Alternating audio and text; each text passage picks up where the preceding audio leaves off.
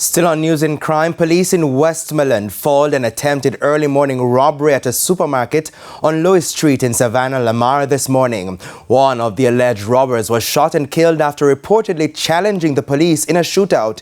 He's since been identified as 31-year-old Dwight McKenzie, and the police say he's no stranger to them.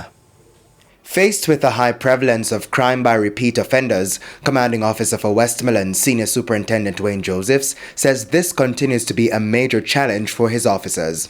He explained that the now deceased robbery suspect was recently released from police custody after being previously charged for a similar offense. I just want to note though, and just to highlight to any other would-be offender, that if the police comes to arrest you or to apprehend you, I advise you to hand over yourself peacefully.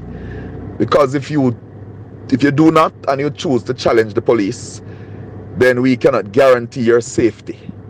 So, first of all, I'd want to encourage you not to involve yourself in a life of crime. But if you commit a crime and the police comes to arrest you, hand over yourself peacefully. While commending the police for their quick response Sunday morning, President of the Westmoreland Chamber of Commerce Moses Chaibar says business owners should invest in other security measures to curb robberies. While acknowledging the high cost, he argues that the benefits make it worthwhile.